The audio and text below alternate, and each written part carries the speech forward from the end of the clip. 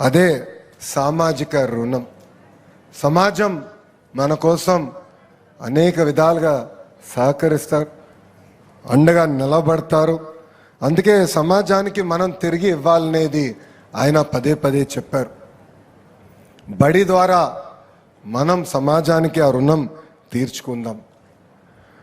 ఆయన ఇప్పుడు మన మధ్యలో లేరు, కానీ కారా మాస్టర్ గారు రాసిన కథనాలు, లక్షల కథనాలతో ఆయన ఏర్పాటు చేసిన కథ నిలయం కూడా ఈరోజు శ్రీకాకుళంలో ఉంది. ఉత్తరాంధ్ర ముద్దుబిడ్డ అయిన కారా మాస్టర్ గారు, ఆయన గొప్పతనం మనందరం తెలుసుకోవాల్సిన అవసరం ఉందని ఈ సభాముఖం మీ అందరూ తెలుపుకుంటున్నాను. దేశ భవిత అనేది క్లాస్ రూమ్ నుంచే మార్చుతాం అనేది నమ్మిన వ్యక్తి గౌరవ ముఖ్యమంత్రి శ్రీ నారా చంద్రబాబు నాయుడు గారు. ప్రపంచానికి నైపుణ్యం ఉన్న యువతని అందించాల లక్ష్యంతో కూటమి ప్రభుత్వం అడుగులు వేస్తుంది.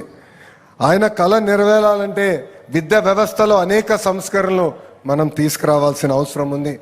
దీంట్లో మనందరం అంటే ఉపాధ్యాయులు, తల్లిదండ్రులు, విద్యార్థులు, అధికారులు అందరం కలిసికట్టుగా పనిచేయాల్సిన అవసరం చాలా చాలా ఉంది. అందుకే ఈరోజు ఈ పేరెంట్ టీచర్ మీటింగ్ సమావేశం ఏర్పాటు చేశాం. గతంలో ఎప్పుడు జరిగిన విధంగా అందరిని అనుసంధానం చేసే మార్గం మన ప్రభుత్వం ఎంచుకుంది. మొదటి పేరెంట్ టీచర్ మీటింగ్ బాపట్లో ఏర్పాటు చేశాం, రెండోది సత్యసాయి జిల్లాలో ఏర్పాటు చేశాం, మూడోది పార్వతీపురం మన మన్యం జిల్లాలో ఏర్పాటు చేసుకుంటాం కూడా ఈరోజు జరిగింది. ముఖ్య అతిథిగా గౌరవ ముఖ్యమంత్రి గారు హాజరవుతాం.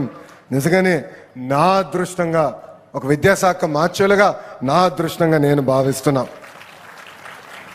అభివృద్ధి వికేంద్రీకరణ గురించి పెద్ద ఎత్తున చర్చ జరుగుతుంది. అన్ని ప్రాంతాలు సమగ్రంగా అభివృద్ధి చెందాలనేది గౌరవ ముఖ్యమంత్రి గారి ఆలోచన. ఆ సమగ్ర అభివృద్ధి జరగాలంటే విద్యా వ్యవస్థ కీలకమైన పాత్ర వహిస్తుందని ఈ సభాముఖంగా తెలుపుతున్నాం. పిల్లల్ని చూస్తే నాకు దేవుళ్ళు కనపడతారు. పిల్లలు మన భవిష్యత్తు. పిల్లలంటే నాకు చాలా ఇష్టం. అందుకే గౌరవ ముఖ్యమంత్రి గారిని అడిగి నేను విద్యాశాఖ ఎంచుకుంటాం జరిగింది.